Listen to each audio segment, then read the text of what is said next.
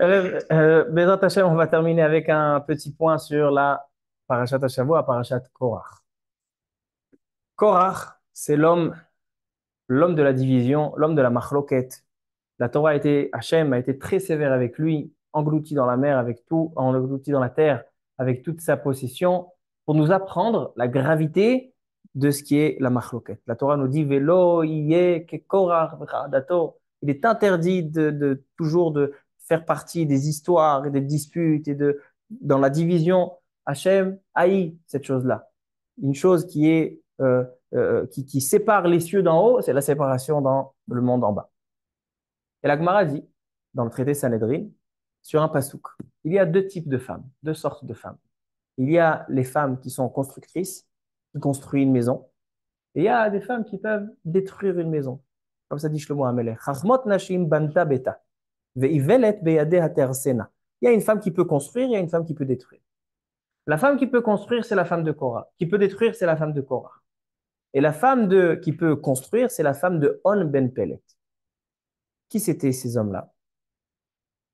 Korach, il a été poussé par sa femme pour faire ce qu'il a fait. Sa femme lui disait, mais je comprends pas, mon cher Rabbeinu, il est lévi comme toi.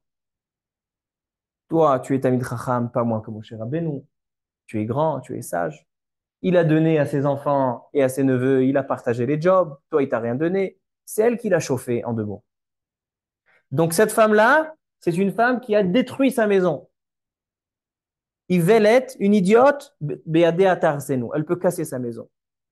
Mais il y a une femme qui peut construire une maison. C'est la femme de On ben Pelet. Vous savez que On ben Pelet, il fait partie de la bande de Korach. Vedatan, Ve'aviram, Ve'on ben Pelet. Maintenant, On ben Pelet, il a été épargné. Pourquoi? Parce que sa femme, raconte la Gemara, dans Sanhedrin, elle a dit, moi, je vais te sauver. Elle lui a donné à boire du vin. Il s'est saoulé. Le jour J, où il fallait sortir et protester contre Moshe Rabbeinu, elle lui a donné du vin. Elle a endormi. Et après, quand les amis de Korach, la bande de Korach, ils sont venus le chercher, Ornan Peled, elle est sortie sur sa terrasse, elle a enlevé le kissouille roche, elle a enlevé son kissouille, elle leur a montré ses cheveux, et eux, bah, c'est des tzadikim. Ils ont fait demi-tour, ils ne pouvaient pas approcher la maison de Ornan Peled. C'est comme ça qu'Ornan Peled, il a été sauvé.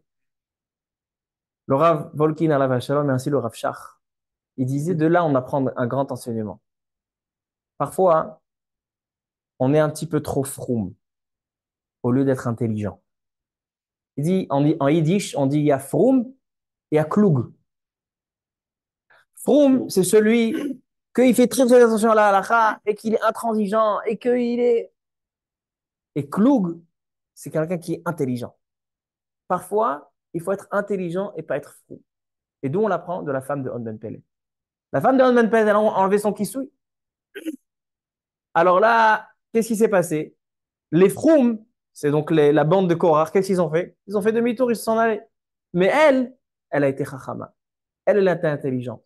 Pourquoi il dit, c'est quoi cet enseignement d'être intelligent et pas fou? Oui, c'est pas à moi de le dire.